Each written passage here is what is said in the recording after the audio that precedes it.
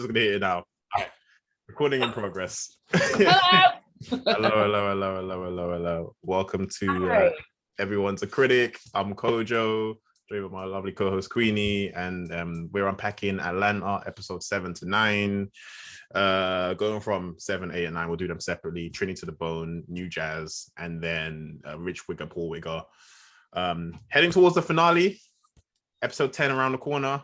We're gonna do a season roundup next week, I believe. So keep an eye out for that. Let us know your thoughts on your overall season. But yeah, I mean, let's get into it. Queenie, episode 7, Trini to the Bone, directed by one Mr. Donald Glover. Wow. Yeah, what did you think? Do you want to do a quick like roundup of the storyline? Yeah, so Trini to the Bone basically was about this Trinidadian older lady who had spent her life basically rearing children. I want to say specifically white children. Is that true? I mean, yeah, rich white children at that, or I guess middle class and upwards, essentially.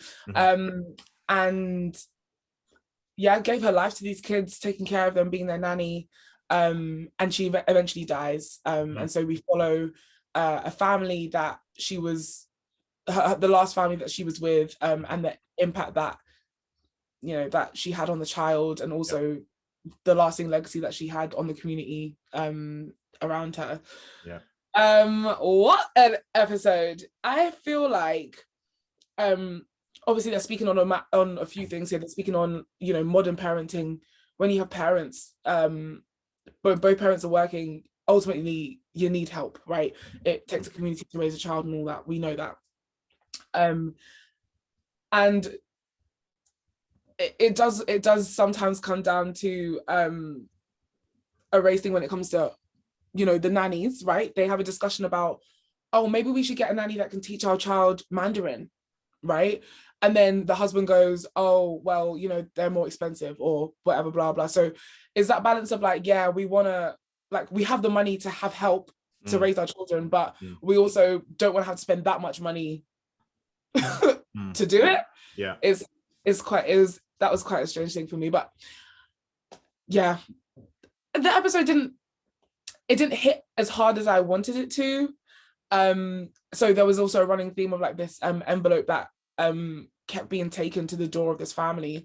I think it came about 3 times, and every time they would just return it back to sender. But then the final time, the dad ends up opening the envelope, and it's a really nice picture of the lady. I've actually forgotten her name. Sylvia. A picture of Sylvia and the son. Is it Sebastian? Yeah, Bash. Yeah. And so they'd taken a picture together, and it was like quite a hearty, homey kind of picture, where the son, like Sebastian, really, really loves and respects Sylvia, and we see that throughout the episode. Yeah. And the whole episode, you kind of feel like this whatever's in this envelope is going to be like super sinister or whatever, and then you kind of get to the end of the episode and you're like, oh, I guess at this point all we need to remember is that Sebastian has lost a parent, in effect. Like, yeah, Sebastian had lost someone that he really loved and admired and respected, in more ways than he might be able to say for his own parents. Yeah. Just on that point, I think I would actually give it a full stop in that Sebastian did lose a parent, and going from the end and going backwards for a second, in terms of the photo being delivered, and you've seen it's just Sebastian and Sylvia. That's a family photo. Yeah, that's a family photo. And yeah. At the beginning of the episode, Sebastian's parents talk about the fact that they were the only parents who weren't at family photos, and they were like asked about this and things like that. So then it finally comes full circle. You're like, oh no, his mom was there. Like, his family was there, because I think this episode really crystallizes the idea of identity. And I'm going to come back to this theme of identity, which I think has actually been this whole season broad. Yeah. But the idea, like, who's raising your kids and the cultural identity that we ascribe to, because Sebastian, Trini to the bone, is really Trini to the bone. The food he eats, the phrases he talks, the kind of the way he thinks, and how he's able to kind of mingle with these Trinidadian people quite easily. Where they're like, oh, you're like one of us. To the point where his parents are the outsiders in this space. Sebastian, he's in church, praise the Lord, he's doing all of that. His mom is looking at him like who is this child? Yeah, all of that. So I think the strong themes of identity coming into this episode. I likewise with you, it didn't really hit for me. I thought it was fine, but I thought there would be something more. Like we said off camera, I did think maybe something sinister was gonna come up towards the end, or somewhere, and just to kind of give the episode a bit more like life and a bit more vigor to it. But it was just Did you clock Tom Hanks' son? Come on now, Chet Hanks. There we go. Yeah. And because obviously his whole bit in life is is using an accent. God knows where he got it from, probably on his many holidays to Barbados or whatever, and Jamaica or something. And just seeing him in that space, I just want to know how. I'm gonna say I'm okay with it. I'm okay with it. No. I'm fine with it. I'm fine, especially in the context.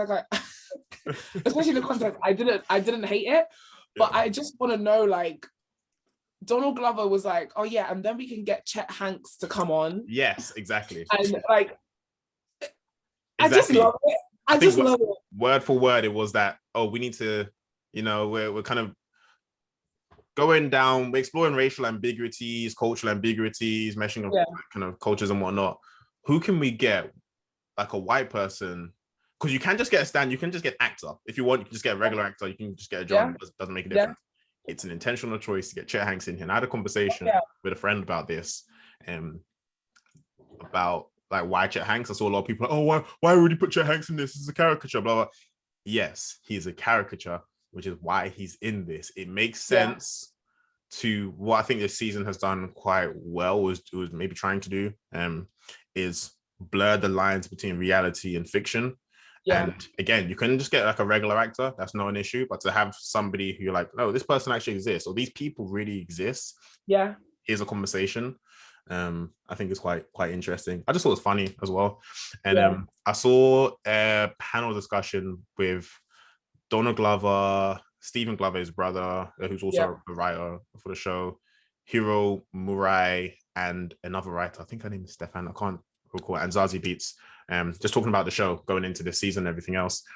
And I realized, we like to, it's Donald Glover, he's genius, everything. There's a lot of attention and intention ascribed to this show when things happen, in terms of how it's written. A lot of the stuff they do just for shits and giggles. It's purely just for shits and giggles. And I didn't know that, because we're like, oh my gosh, so deep. Oh my gosh, that's funny. Doing UGC A-level, uni, English literature assessments. And certain things like the panel, the moderator was asking them questions, and they were just like, it was just fun. We just did it because it was fun. That makes me so happy though. That makes me so happy. So, but yeah, because of that kind of conversation, here's where we exist in this space. But yeah, anyway, I thought it was cool. Shouts out to Tribeca Curtis, Chet Hanks. I did think Bash's, I don't have a ton of thoughts on this episode. Just random comments. I thought the death speech that Bash's parents gave to him was botched. It was really poorly done. You're not saying anything.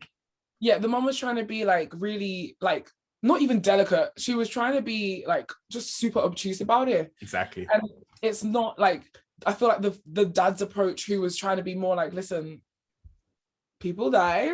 Mm-hmm. Sylvia's dead. Mm-hmm. The mom was like, you know how dinosaurs go extinct? Yeah, people go extinct. I was like, what? I was like, darling, you can't do that. You can't say that. What?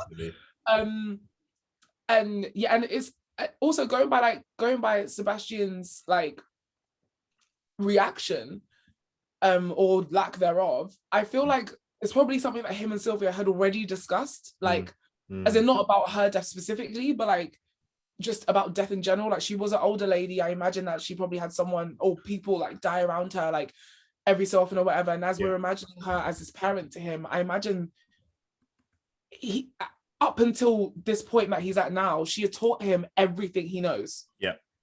Do you know what I mean? Yeah. So I feel like, yeah, I feel like they were just trying so hard to, like, you know, make sure that he didn't break down from this, and he was just kind of like, oh, death. Yeah. I know that. Yeah. I've seen that. Yeah. But yeah, and it was also really, it was really heartbreaking though. Like, there was a point where he was in his bed and he kind of looks over at the chair, and you know, that's where Sylvia would usually sit, and like that was really sad. And yeah, I don't know, it was an okay, it was a okay episode. Like, I didn't hate it, I didn't love it. I was just like, oh, like a nice way, I guess, to explore racial identity even further, and kind of take this exploration that we're on this season, and just see it in a new way, basically. Yeah.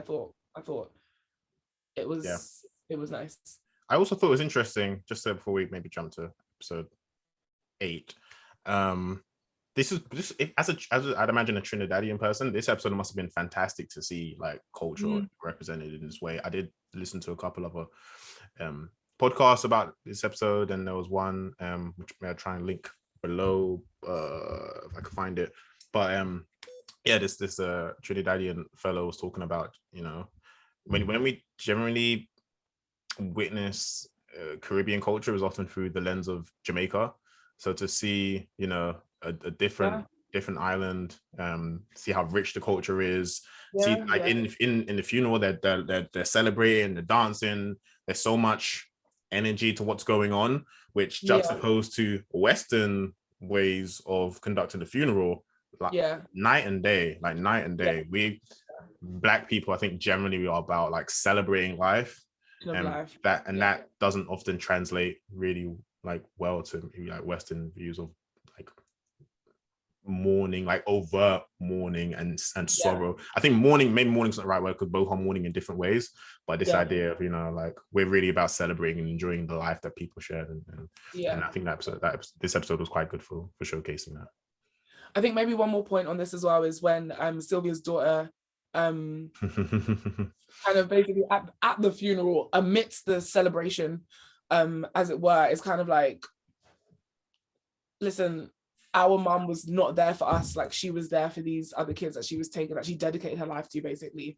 And like, you get it, because obviously she was like, Sylvia was trying to make coins for her kids, but then, which ultimately meant that she was never with her kids, which is a reality that I know for me, it's something that I've experienced. I'm not sure about you, Coach, I won't speak for you. Like, it's a hard like reality to grapple with sometimes, where like, and as you grow older, you do start to appreciate a bit more that, like, you know, they couldn't be there for us how we would have liked, because they were trying to provide for us. And it is such a difficult thing to understand and come to terms with, and it only comes with age. But obviously for Sylvia's daughter in this case, she was kind of just not over it. Over it would be the wrong word, but she hadn't dealt with that. But yeah, all right, so that was Trini to the Bone. Moving on, talking about episode 8, New Jazz, directed by one Hiro Murai. This is, I'd say, firstly, it was rated 8.9 on IMDb. I think it's the second highest rated episode of the season. I'll say that now. I know you have feelings towards this episode, but or none at all. or none at all. So just in terms of starting from the top, episode 8 follows Al and Darius in particular as they go on a quest to take some Nepalese space cake. Obviously, we're back in Amsterdam again. Time-wise is weird. I'm like, did this happen before? Are you back in Amsterdam? Where is this? Where does this sit chronologically speaking? Anyway, it doesn't matter, to be honest, because it's a standalone episode. Who cares? Like, it's not particularly connect. This whole season's not particularly following we're here, we're going here, we're going here. And the anthology episodes kind of further, you know, made that a bit clear. technical issues. Say it again, sorry. Hello. Yeah, but well, anyway, so Al, Darius on a quest to do some Nepalese space cake.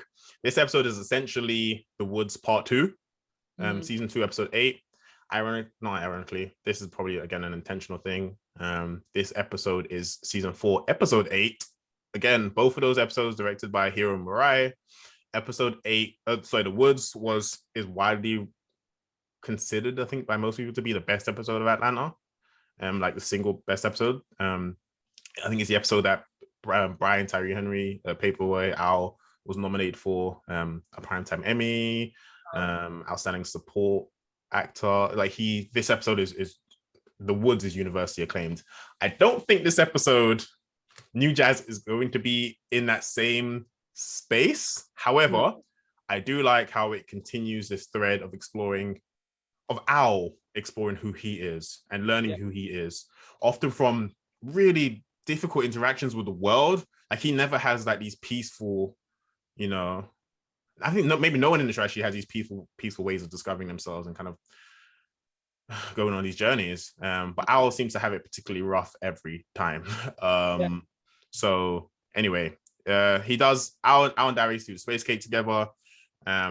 Wanders off. Al bumps into an angel, as she describes herself, and I'm going to come back to that, called Lorraine, who happens to share the name of his mother, who has also passed. And then they go on a quest, to different places. They go to a jazz, a cancel club, come into contact with the white Liam Neeson, who again thought the real white Liam Neeson. And then Al passes out. Lorraine sort of calls into question, again, like, who are you? Like, are you really in charge of your life? Do you know what's going on in terms of your masters, in terms of your friends, and people are like leeching off you? Are you noticing that? And then disappears. Like, calls into question again. Does she exist? Does she not? And then wakes up, after a couple hours. Wild trip, and then asks Ern, who owns my masters, which is a question Lorraine gave to him, and Ern seemingly says, "You do." Whether you believe that or not, I mean, it's kind of I was doing something at the same time while watching this episode. So when he asked, like who owns the masters, and Ern said, "You do." The way I looked at the screen and I was waiting to see unclose the door. I was waiting to see unclose the door, and then I see his face. Do you know what I mean? As if to say like, "Who got away with it?" Or do you know what I mean? Yeah. But we didn't see anything, and I'm didn't like, see it. I don't know. Because I don't know. I'll said to him like, "Oh, who owns my masters, Ern?" I said, "Huh?" Like, and I was like, "You heard him? You heard him?" So that was interesting. But anyway, so that was a whistle-stop tour of the episode. What did you think about New Jazz, Queenie? I have a question for you first. Shoot. Have you ever been so like, I'm not sure if this is incriminating now. Maybe we'll blur. Yeah, I'm like, what are you about to ask me here? But like, have you ever, because I know for a fact that I have been, in a state where, you're seeing yourself. You know what I mean? Or like things have played out and you're like, did I dream that? Or was that real? Yeah. Right. And at the beginning of the episode, when Al sees who we now know is himself, I was like, oh, been there before. Yeah. Been there. Interesting. Been there. Yeah. So I suppose I really liked that element of the episode. And that kind of like weird time loop, It really did feel like a trip. But then that's every episode, I feel. Yeah. I feel like every episode is a trip. But yeah, overall, like, I liked the episode. That's really all. I didn't hate it. Sorry. Your man was in the red light district, is spotted by some fans. The fans now follow him. Oh, it's Paperboy. He manages to escape them. And then we just see these boys recklessly take a child from a pram, a baby, Listen. take the baby, run with the baby, then throw the baby like it's a rugby ball. Yeah. I was like, yeah, I know that we're, you know, Afro surrealists and da da da da. This is crazy, dog. This is crazy. No, I literally said out loud, we're throwing babies now? Insecure did it first. Easton did it first. I said out loud, we're throwing babies now? That's what we're doing now? Okay. Yeah. Wild scenes. Yeah, so crazy. But yeah, with Lorraine, that angel-like presence, obviously with Paperboy's mom passing and stuff like that, it's or been passed. Oh yeah, it's sad. It's sad. I'll say just sorry, just on sorry, do you want to carry your point? No. I think this episode is poignant for the fact that Al's mom seems to show up in these moments of crisis in his life, like mental crisis in his life. And if you look at the episode Cancer Attack, where Al's phone goes missing and they interrogate Wiley, I believe his name is, for it, and Al opens up about being lost, you know, musically, wondering if he's gone too far to do anything else. Everything else. So we know he's been struggling. He hasn't had an honest conversation with Ern. He doesn't. Darius, I'm going to come back to him, doesn't have that kind of relationship with Darius where he opens up. And I said this to you. I said Darius is not the person for this. Like he's not. Yeah, I would like for him to be, just because of how long we've been friends and stuff like that. But like, yeah. And it also comes. Sorry to interrupt you, but it also comes down to like, what was I watching the other? I was watching something the other day. Basically, this lady was just like, she had to like lose Peter. It was definitely a celebrity, so I don't know why I'm saying lady. I've forgotten who it is though. But she was saying that she had to kind of lose people to understand that like she was looking for things in those people that she had to find in herself. Yeah. And so, you know, that's I feel like that kind of relates here with Paperboy, where like maybe sometimes he can like look to other people to try and like help him find these, you know, things that he needs to find out about himself, and really he just needs to look inwards. And so from himself. And it's integral for him and his character, and him just being Alfred and Paperboy and kind of juggling those two identities. Like you have to kind of find your sense of center.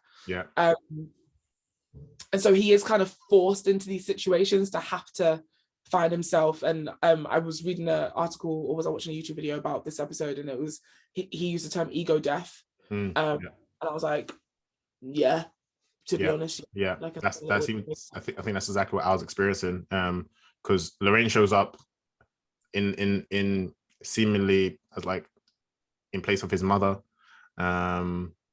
She shows up when Al asks her, "Who are you?" I think her exact words are, "An angel who came along at the right time, you know, for you. An angel who came along at the right time." Okay. And you know, it's tough because Al hasn't had a person who he can have these honest conversations about what he's experiencing, what he's thinking, what he's feeling, because Ern hasn't been there to do that. Darius isn't the best person to, I think, for Al to have the honest conversation he wants. To the point I was talking to Wiley about his issues, you know, like this stranger who he doesn't know, who he thinks stole his phone, he's opening up to the stranger. So I think I'm concerned about the journey Al's going on. A friend asked me the other day, Mikey, who should hopefully be appearing on this podcast soon. He asked me who I thought the protagonist of this show was, and it's seemingly it's easy to say Ern, because I mean season, like we see most of the show from his perspective, but definitely in this season I think it's kind of come to light like, wait, it might be Al. Like it was definitely the two of them, but Al is the character which everything is centered around. You know what I mean? Everything is centered around, and his journey, his growth. Ern, there's no real character arc for him, at least in this season. Maybe it comes together in season 4, other than Ern kind of figuring out what's going on with Van. But Al has always been, you know, the character who we've been growing with and seeing explore and learn themselves and develop, especially like mentally speaking and as a person. So I like this episode that we got to see more of that. Also, just one more thing from me, I guess, the fact that the club that it's interesting that Lorraine takes him to the cancel club and then takes him out of the cancel club. Do you think he's in the council club? I saw, this is just a theory, I saw the reason he's there is because of the white fashion episode. Yeah. I definitely think it's because of that. And I feel like he didn't know that he was in the council club. It's kind of what we were speaking about in the last episode, where we were saying like we're wondering what the fallout is in terms of like what everyone else is thinking about True. About the botched what's what I'm looking for, the botched goodness, I guess, that he was trying to do that was misconstrued by this fashion company. So we're all sitting thinking like, okay, but in the real world, you would be cancelled for that. So like, what is everyone thinking about the situation, basically?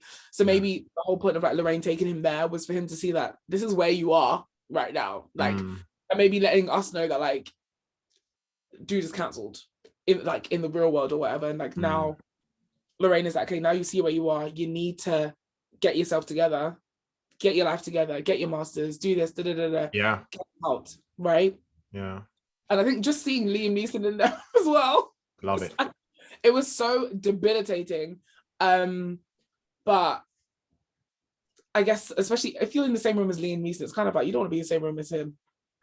In a place called Council Club. Yeah. Run for the hills.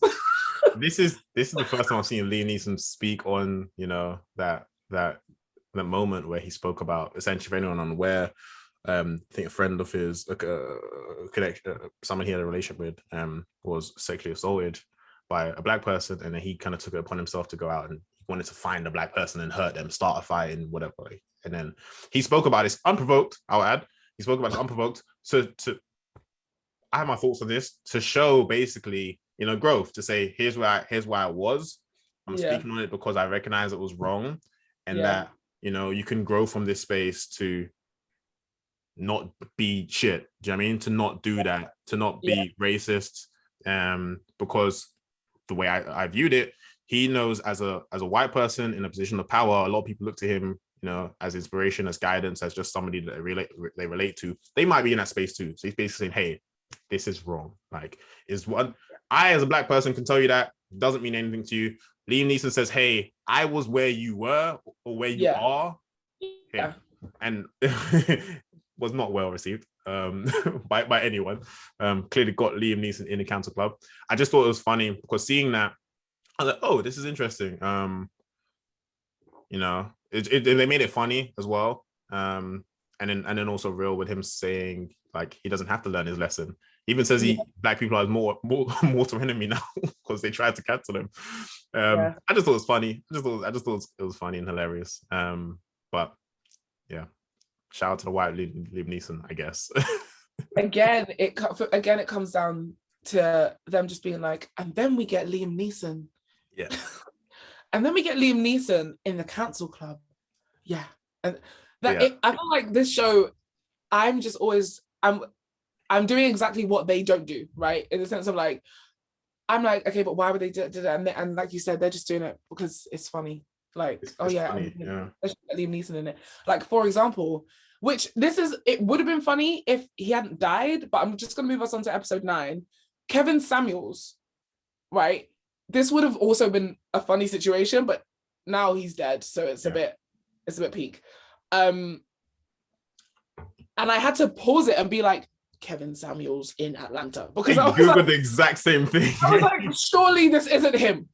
Let me backtrack slightly. Episode 9, Rich Wigga, Porwell, also directed by Donald Glover, calls into question character Aaron, his identity with disidentification of blackness, racial ambiguities. He's passing as a white person, and suddenly passing as a white person becomes an obstacle to him to get his scholarship to, you know, progress in life. Because Kevin Samuels, one Robert S. Lee, is handing out like scholarships to black students. So, Queenie, the floor is yours. Talk to me. Listen, right? Crazy scenes. Obviously, this guy's passing as white. We see him at the beginning, like, he doesn't call him, he basically effectively calls him a monkey, right? He's trying to play a game, and someone's getting at him. No, he directly calls them a monkey. Oh yeah, so and he says like, go eat a banana or something.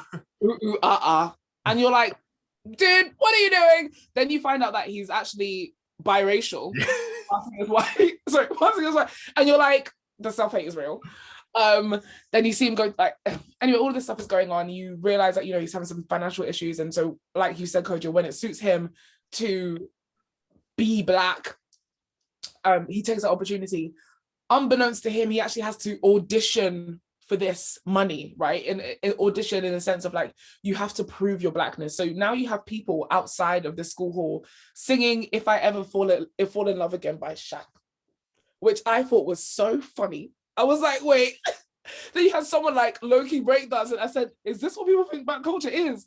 Obviously we're British, so it's like we're coming at it from a slightly different angle when it comes to like Black culture or whatever. But that was all funny to see. So eventually your man Aaron goes in, and the first thing he says is, oh, well, your name's Aaron, so, you know, it's not really a Black name, but it's in the Bible. Kind of Black, yeah. But sounds Black, it's in the Bible. And then the first question was, what do you mix with Hennessy? I was like, firstly, he's underage. All right. Firstly, he's underage. And, you know, dude is trying his best to answer all of these questions. And he was answering them all, which I was kind of shocked about, I'm not gonna lie. But he was waffling, and they picked up on that. They're like, you're being creative. Yeah. And eventually they were just like, listen, like, Black card revoked. Like, no. Essentially. No, they were like, you just no, you're not Black enough for this money. See you later. Which in of itself, I think is challenging us as Black people to kind of be like, obviously Black people, being Black is not a monolith, as we love to scream and shout and say, but sometimes it's hard for us to really believe that. So when we're seeing it on screen, we're like, okay, well, at least I'm hoping that people are kind of taken from that, you know, that Black people truly aren't a monolith, and that, you know, you can be Black and not like Hennessy, for example. Yeah. I did think, I don't have a ton of views on this episode, to be honest. I did think when Kevin Samuels popped up, like, you had to Google like Kevin Samuels, and it's really kind of eerie that he passed a week before this episode aired. Barely a week. What I'll say is it calls into this episode in particular, and again this whole season calls into question themes of identity, but in particular something which you spoke about in episode 1, with 3 slaps, proximity to whiteness. I think it was like calls into context, like, you know, success and affluence and happiness, the closer you are to whiteness. I think it calls into question in the sense that it flips it, in that you suddenly see proximity to whiteness might not be the, you know, the saving grace for you. Not say it isn't or isn't, but it might not be the thing that's going to save you. Because in this case, it's the one thing that, you know, proximity to Blackness is what will help you. In Aaron's case, what would have helped him kind of, you know, progress. I did like the question on when you see the other fella who's also wants to burn down the school with a flamethrower, who's like Nigerian origin, and because there are you know, discourses on who is Black, like, are you Black if you're like born in Africa? If you're an African, are you Black? Black British people, are you Black? Because a lot of African Americans have this idea that Blackness is African Americanness. So and the idea that, like, if you can trace your lineage, and if you have a country to fall back on, then like you don't really count. Some people view it that way, so I did like that. But yeah, it's really it. Cool episode, black and white, you know. But I mean, just that last little bit there, like, there's a point where you know, that discourse is happening with is his name Felix and Aaron, and they're having this discussion, and then so they have flamethrowers. It's very dramatic, and, you know, they want to burn. Harks back to the game that Aaron was playing, you know, but it's burning. So they are now, like, you know, I don't know, trying to throw flamethrowers at each other or whatever. Whatever. Trying to be violent towards each other, essentially, on school grounds. A policeman straight up shoots Felix, the dark skin guy, straight up shoots him, and then says to Aaron, freeze. Right? obviously because he passes as white. So and I guess also because like Felix was seemingly the aggressor in that moment because he had the flamethrower or whatever. Felix gets shot, and then Kevin Samuels' character, Samuel E. Robert sorry, there we go. Getting all the names mixed up. Who also, by the way, Robert S. Lee sounds close to Robert E. Lee. Yeah, thought about that. Like, a problem in itself. A what's it called? Confederate person. And anyway, Kevin Samuels' character ends up paying for Felix's medical bills and school fees as well, because he was like, oh, you've been shot. That's like, and he's like, you've been shot. That's like the blackest thing you can be. You could have is being shot by the police. So like, yeah, of course you can go to school for free. I was like, this is crazy, dog. Wild episode. And then finishes with Aaron ends up working at like a tech shop, and he's embodying typically like kind of stereotypically black mannerisms, and then looks into the camera like, hey, has that kind of feel to it. So again, I thought shits and giggles, cool episode ish. Final next week. More looking forward to kind of seeing how everything ties together. If we get to see Ern, the white Ernest, and if it's probably Van, goodness, it's gonna be an episode based on the crew again. I think they're not gonna do an anthology episode to end it.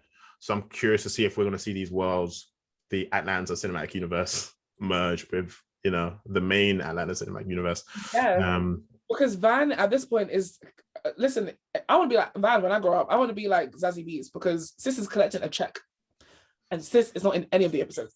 Like, she's collecting checks, darling, checks. And Season 4, I think we're going to see a lot of Van, because that storyline has been, laying the foundations for Van's character. Same with Ern. We haven't seen anything of Ern this season. This has been more focused on Al and the wider anthology stuff. Before we end real quick, on the panel discussion, one thing with Donald Glover and the rest of the crew, one thing they did mention that they tried to do when approaching the show is to think about what other shows can't do, because there are things only Atlanta can do. Like you're not seeing anthology episodes from a Afro Cerritos lens in other shows. There's so many things which I think they've realized, they have the capabilities to do with the show that it's in power. That other shows can't do. So I just think that was interesting. But anyway, that was episode 7 to 9. Finale next week. We'll do a season roundup recap discussion. Aiming to do that on Instagram. So if you do see this video in time, go check out Instagram. We check out Instagram regardless, to be honest. But we want to kind of open up the floor, get some other takes. I've heard takes from people. This season hasn't been the best received, it seems, across the board. But I think it has some interesting themes still to, that worth discussing. I made it quite interesting overall. So that's it with you all. Yep. Kojo, thank you. It's been amazing as per usual. As always. Speak to you soon. Speak to you soon, everyone. Peace.